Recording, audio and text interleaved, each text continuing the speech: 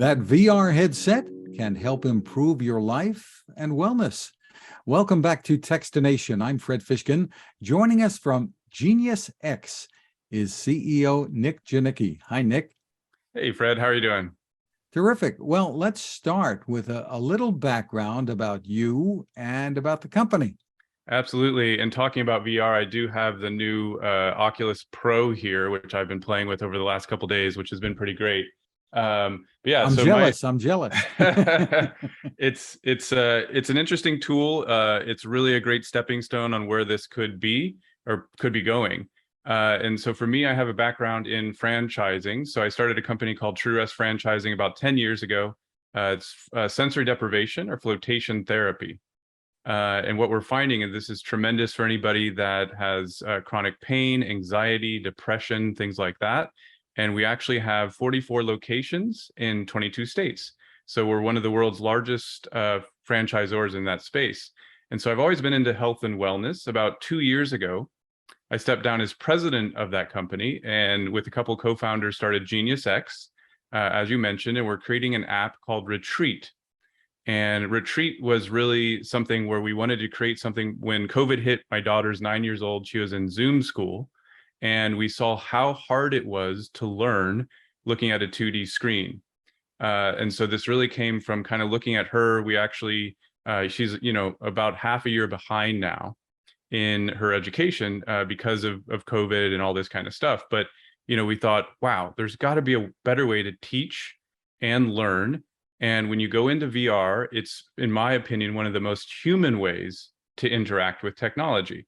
And so we're trying to use technology in a way that's not for addiction, but rather creates what we're calling connection loops and enhances you as a human being as you're going through the experiences.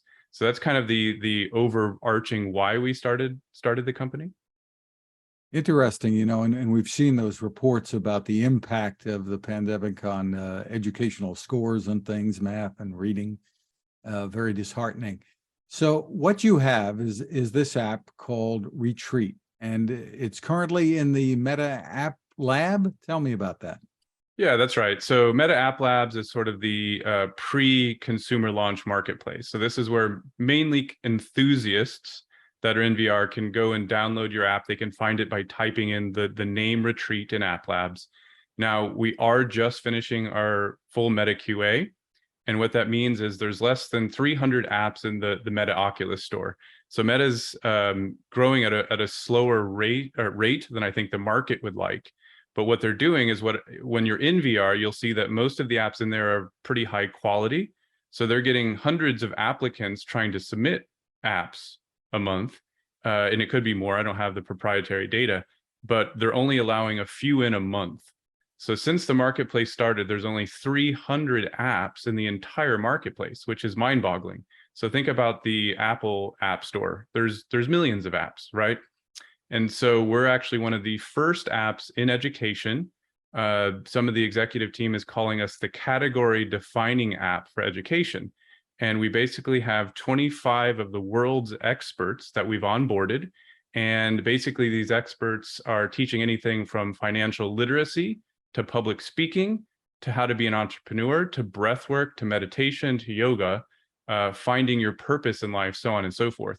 So rather than say a 2D experience where you're watching someone talk on a video, you're now going through this basically hero's journey where you're learning this skill. The instructor can pop in as an avatar, actually interact with you, and then we're able to live stream back to social media. So it's just very immersive community of lifelong learners. So is there some kind of live interaction with other people, other users or instructors? Describe for us how it works. Absolutely. So if you were to put on the headset and go into the space, you'd basically look around and you'd see these beautifully designed pieces of architecture. Our world builder is a man named Michael Rice, who is one of the top bioarchitects in the world. It's also been known as like sacred geometry, but it's starting with these shapes that were found in nature, right? And then creating architecture from these. So what we're finding is when you're in these spaces, you feel better. You feel like you have a higher vibration. And when you look around, you'll see that, yes, there can be up to 60 students in a single space. So if I went and took, let's say, Nicholas Pratley's course as an example, he's teaching about the luminous body, he's teaching about energy, he's teaching about breath work. You may have 60 students going through that same course at different aspects of the course. Now, you may see Nicholas pop in every once in a while and do like a live panel, but then the beauty is you get to interact with students that are literally learning the same thing as you. So it really is kind of the best of this metaverse. I'm not going to define the metaverse because I think we're about 5 to 15 years too early in really understanding what that could be. For those of you who are watching, here's a little video. I'm sure you're familiar with the modern education system, as it's remained unchanged, static, and boring for well over a century. Adults learn through audio, visual, and kinesthetic input. Only virtual reality offers all three.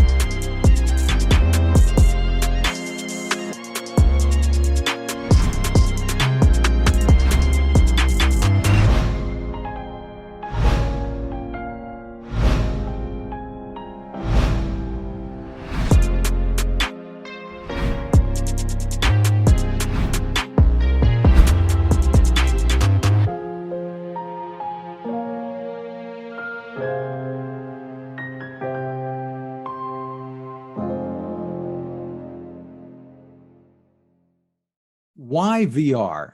How is it better than, the usual stuff that we're accustomed to, YouTube, etc.?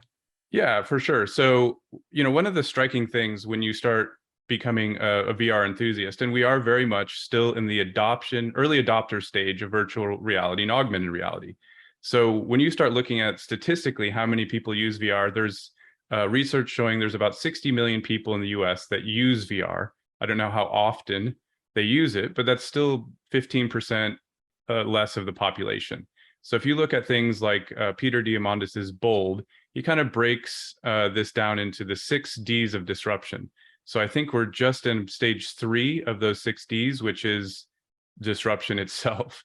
And so what happens is we're going through this early adopter stage, there's a chasm, and then mainstream society will kind of get on board. The hardware will get smaller, much like, I don't know if you remember the huge cell phones, but those were pretty ridiculous. No one thought 97% of the public would be staring at a cell phone 10 years later, right? So I think AR VR has massive potential.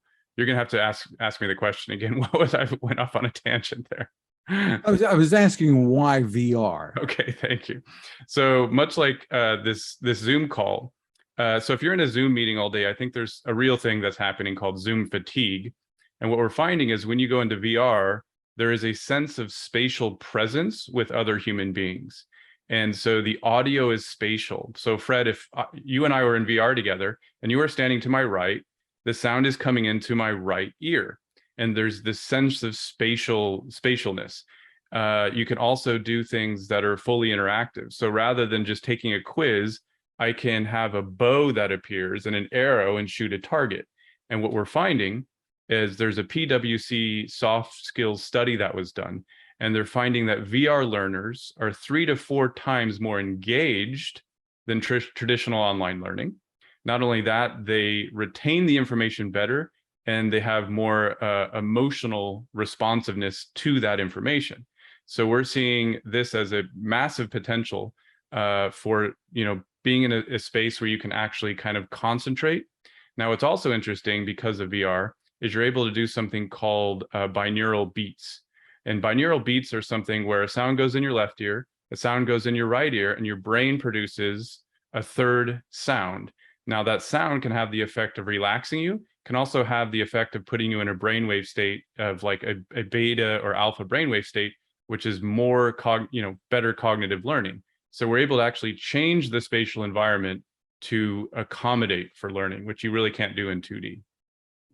And tell us how it's going to work when you're finally in the marketplace there. Is this going to be a subscription or a one-time price for the app? Great question. So the app is free to download. What's really great is we have about 2.5 hours of fully free content. Then after that, you basically can buy courses. Courses are anywhere from $5 up to about $15, $20, depending on the course. Courses are 45 minutes up to 3.5 hours, but the average course is 45 minutes. So I think one of the things that was maybe missed with what's happening with Meta is you do want to be careful with things like eye strain and wearing the device for too long. So we're very cognizant of this. And so modules are basically 15 to 20 minutes. So our goal is, hey, you want to go in here for about 15, 20 minutes, take module 1 of a course, take the headset off, walk around nature, journal, maybe later that day or the next day, put the headset back on, go in for 15, 20 minutes, and take that second module. So we kind of thought through some of the negatives of the technology as well. And you don't want to necessarily be in there for hours and hours at a time, right? So what do you feel needs to be done to bring this to the mainstream, the things like the Meta Quest, et cetera? I'm very, very interested in competition getting into this space. So I think Meta is going in the right direction. So I had a Quest 2. I've been an enthusiast since Oculus was with Palmer Luckey. So when they had a development kit. So I actually developed a full human rights museum in virtual reality in 2017, where you could literally go into the paintings and experience the full 3D world of that painting. And anybody I showed that to back in 2017 was just kind of awestruck. They just went, "Oh my gosh, this is mind-boggling. I didn't think something like this could exist." So what I love about VR is the ability to take the unimaginable and make it tangible. And so my belief is once Apple gets into this space, once AR becomes a thing, virtual reality is still very, again, it's still in the early adopter stage. So I think once the technology gets smaller, you have other people getting into this space. And now imagine with AR, you have Ray-Ban sunglasses. And now instead of having to be in this virtual reality cartoon world, let's say Gordon Ramsay appears in front of my kitchen, puts down a tomato, tells me how to chop the tomato, and I can do the very same thing. So I think this is what's going to revolutionize the world, when you can be in your full physical space and have these augmented 3D people and or courses pop into the space. Imagine someone from New York zooms into your living room and it feels like they have a real presence. So this is where this technology is going. So I think as a whole, we're judging the second or third stepping stone for the palace. And the palace is still, a decade or so away, but. Very interesting. So where can people go to get more information about what you're doing? Yeah, absolutely. So our website is retreatvr.io. And there you can learn about all the courses that are being published. We're very, very excited with the course creators we have. We have some amazing experts. And like I said, these are things that, my 9-year-old daughter has gone through most of these courses.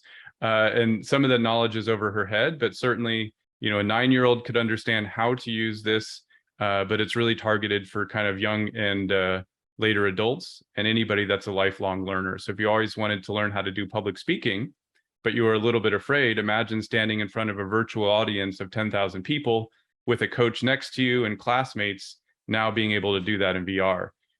Instead of flying to Bali and meeting Nicholas Pratley for $8,000, you can now put on a VR headset, be in a beautiful world with him, and have a similar experience. Sounds terrific. Again, the site is retreatvr.io. Nick Janicki, thank you so much for spending time with us. Thank you, Fred. It was a pleasure.